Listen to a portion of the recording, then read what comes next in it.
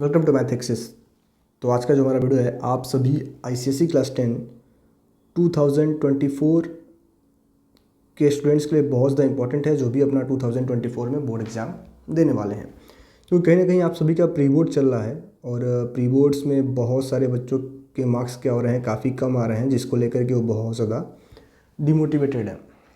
तो आज हम लोग इसी के बारे में कुछ टॉपिक्स पर डिस्कस करेंगे। क्या आखिर जब आपके मार्क्स प्री बोर्ड में बहुत अच्छे नहीं आ रहे हैं तो क्या आप बोर्ड्स में अच्छा कर सकते हो या नहीं कर सकते हो। तो देखो, मैं आपको एकदम फैक्ट बता दूं कि अगर आपके प्री बोर्ड्स में मार्क्स कुछ एक कम आ रहे हैं, जैसे मान लो किसी बच्चे के 40% आ रहे हैं या 50% आ रहे हैं, तो ऐसा नहीं है कि आप अपने मार्क्स बोर्ड्स में इंक्रीज़ नहीं कर सकते हो, बोर्ड्स में आप अच्छा नहीं कर सकते हो।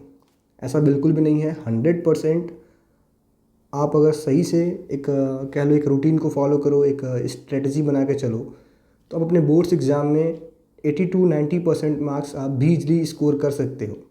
ऐसा नहीं कि प्री बोर्ड में मार्क्स आपके कम आ गए हैं तो आप अब ये समझ के बैठ जाओ कि आपके मार्क्स अच्छे आने वाले नहीं हैं। बस आपको कुछ एक कह लो एक रेगुलर रूटीन को फॉलो करना पड़ेगा, कुछ एक तरीक़ों को आजमाना पड़ेगा, कुछ एक कॉन्सेप्ट यूज करने पड़ेगा जिनके थ्रू आप अपने मार्क्स को काफ़ी इजीली इंक्रीज कर पाओगे।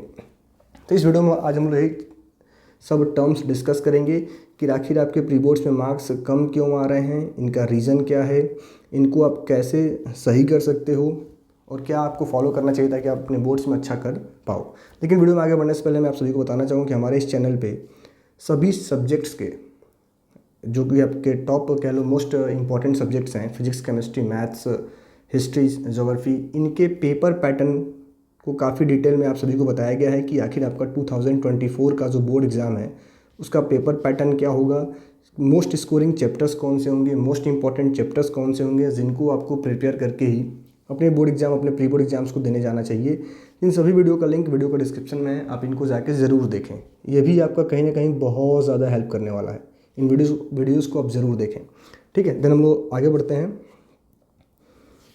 देखो, आपका जो पहला, अगर आपके मार्क्स कम आ रहे हैं तो उसका सबसे जो मेन रीज़न है कि कहीं ना कहीं आपने जब आपको पढ़ाई करना था उस समय आपने बहुत ज़्यादा लापरवाही किया और टाइम नहीं दिया। लेकिन फिर भी ऐसा नहीं है कि अब आपका प्री बोर्ड चल रहा है और आपके मार्क्स कम आ रहे हैं तो आप उसको सही नहीं कर सकते हो।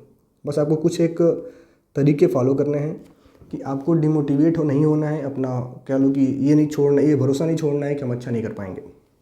आप अपना माइंडसेट पहले प्रिपेयर करो कि हाँ हम भी अच्छा कर सकते हैं। और उसके बाद से आपको क्या करना है कि आपको सबसे पहले एक ब्लैंक पेपर लेना है और उस पर नोट डाउन करना है कि आखिर क्या कुछ मिस्टेक्स आपसे हो रहे हैं अपने प्री बोर्ड एग्ज़ाम में जिसके कारण आप अच्छा मार्क्स स्कोर नहीं कर पा रहे हो। अब कुछ एक एग्जांपल बता दूं कि सभी बच्चों के जो कॉमन प्रॉब्लम निकलेंगे, अगर आप एक ब्लैंक पेपर पे अपनी इन प्रॉब्लम्स को नोट करोगे कि आखिर हम क्या दिक्कतें फेस कर रहे हैं अपने प्री बोर्ड एग्जाम्स में, तो कुछ एक कॉमन प्रॉब्लम्स निकलेंगे जो सभी बच्चों के हैं, ठीक है। पहला प्रॉब्लम है कि एग्ज़ाम में याद नहीं आता, याद नहीं रहता है। पहला प्रॉब्लम जो सभी बच्चों का है, इसको कोई भी डिनाई नहीं कर सकता है कि एग्ज़ाम में याद नहीं रहता है। इसका मतलब ये है कि जब आपका एग्ज़ाम में आपके सामने क्वेश्चन पेपर आता है तो जो आप क्वेश्चंस पढ़ के भी गए हो, जिनको आपने इवनिंग में कह लो या 2 दिन पहले कह लो या फिर 1 हफ्ते पहले जिनको आपने पढ़ा भी है, जिनको आपने लर्न भी किया था, जिनको आपने समझा भी था, वो भी आपको याद नहीं आ रहा है, वो भी क्वेश्चन आपसे अटैम्प्ट नहीं हो पा रहे हैं, उनको भी कहीं ना कहीं उनका आंसर आप नहीं दे पा रहे हो। दूसरा जो कॉमन प्रॉब्लम सभी स्टूडेंट्स फेस कर रहे होंगे वो है कि एग्ज़ाम में लिखना नहीं आता, लिखना नहीं आता। ये भी एक मोस्ट कॉमन प्रॉब्लम है जो सभी लोग फेस कर रहे होंगे कि आपको एग्ज़ाम में लिखना नहीं आ रहा है, पेपर का आंसर कैसे लिखें पता ही नहीं है, ठीक है। तीसरी प्रॉब्लम टाइम नहीं है, टाइम नहीं है। ये 3 प्रॉब्लम्स आप सभी स्टूडेंट्स फेस कर रहे होंगे। हाँ, कुछ एक बच्चे होंगे जिनकी प्रॉब्लम्स कुछ और हो सकती है, लेकिन ये जो मैंने प्रॉब्लम बताई ये मेजर प्रॉब्लम है। ये प्रॉब्लम ऐसा है जो सभी बच्चों का एक कॉमन कह लो डाउट है, सबको आ रहा होगा, ठीक है। तो आज अपने वीडियो में हम लोग इन्हीं प्रॉब्लम्स के सॉल्यूशन को डिस्कस करेंगे। तो जो पहला प्रॉब्लम आप सभी का है, जो मैंने बताया था पहला, कि एग्ज़ाम में याद नहीं आता, हमने उसको 1 वीक पहले पढ़ रखा है या फिर कह लो 1 डे पहले पढ़ा है, लेकिन एग्ज़ाम जब आया हमारे सामने क्वेश्चन पेपर आया तो जो हमने पढ़ रखा था वो भी आंसर हम लिख नहीं पा रहे हैं। तो इसका सबसे बड़ा रीज़न है रिवीजन नहीं करना। आप क्या कर रहे हो कि आप डे बाय डे आगे जो आपके बचे हुए चैप्टर्स हैं, जो भी चैप्टर्स आपके बचे हुए हैं, या फिर कह लो आप न्यू कॉन्सेप्ट्स को पढ़ने पे, न्यू क्वेश्चंस को पढ़ने पे ध्यान दे रहे हो, बट आपने जो प्रिपेयर किया उसको आप रिवाइज नहीं कर रहे हो। तो इसके लिए आपको एक प्रॉपर स्ट्रेटजी फॉलो करनी चाहिए। आप 1, 2 एंड 7 का रूल फॉलो करो। 1 to 7 का रूल फॉलो करो, किसके लिए? रिवीजन के लिए। और अगर आप इस टेक्निक को आजमा के अपना रिवीजन करते हो तो 100% नेक्स्ट टाइम जो अपना सेकंड प्री बोर्ड देने जाओ या फिर अपना बोर्ड एग्ज़ाम देने जाओगी तो ये प्रॉब्लम आपको नहीं फेस करना होगा कि एग्ज़ाम में याद नहीं रहता, क्योंकि आपने उनका 2-3 बार रिवीजन कर लिया है तो 100% आपको याद रहेगा। ठीक है, देखो आपको करना क्या है कि जो भी आप पढ़ रहे हो उसका फर्स्ट डे आपने पढ़ा, सेकेंड डे पे उसका एक आप क्विक रिवीजन ज़रूर करें। ठीक है, देन नेक्स्ट 7th डे पे उसको आप एक बार दोबारा रिवाइज कर लें। तो इस तरीके से एक हफ्ते के अंदर आपका जो भी क्वेश्चन आंसर आपने पढ़ा, जो भी कॉन्सेप्ट आपने समझा, उसका 3 टाइम्स रिवीजन हो जाएगा। और 100% जब आप किसी भी चीज़ को 3 बार रिवाइज कर लोगे तो उसको आप बहुत अच्छे तरह से समझ जाओगे, उसके सारे कॉन्सेप्ट को आप अच्छे से रिपीट कर लोगे, समझ लोगे। ठीक है, तो इस रूल को आप फॉलो करें और आपका जो पहला ये दिक्कत है ये ख़त्म हो जाएगा। ठीक है, सेकेंड है एग्ज़ाम में लिखना नहीं आता।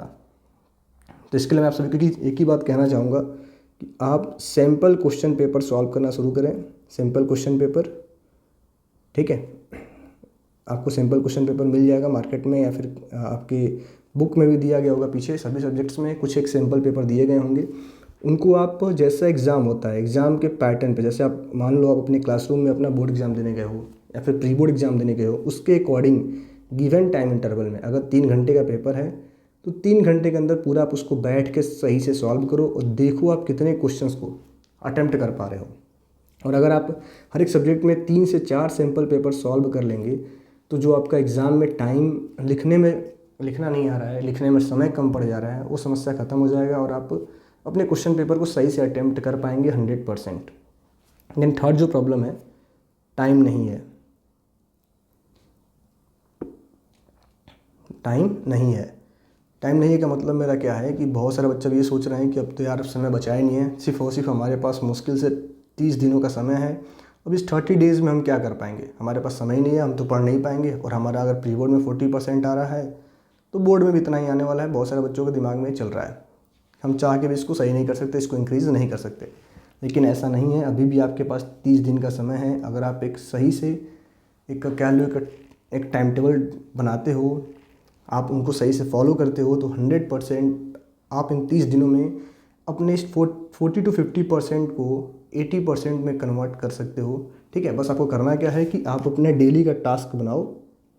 जब भी आप रात में सोने जा रहे हो, नेक्स्ट डे का टास्क आप नोट डाउन कर लो कि नेक्स्ट डे मुझे क्या करना है, मुझे इस चैप्टर में कौन कौन से टॉपिक पढ़ने हैं, और उस टास्क को आप कंप्लीट करो। बस डेली एक टास्क लो कि हाँ मुझे कल ये पढ़ना है, नेक्स्ट डे हमें ये करना है। उसके मैं ये नहीं कह रहा कि आप एक पूरा टाइम टेबल बनाओ, बस अगर आज आपका मंडे है तो आपको ट्यूसडे को पता होना चाहिए ट्यूसडे को हमें क्या पढ़ना है, क्या करना है। ठीक है, इस रूटीन को फॉलो करो, आप 30 डेज़ में 100% अपने मार्क्स को इंक्रीज कर जाओगे।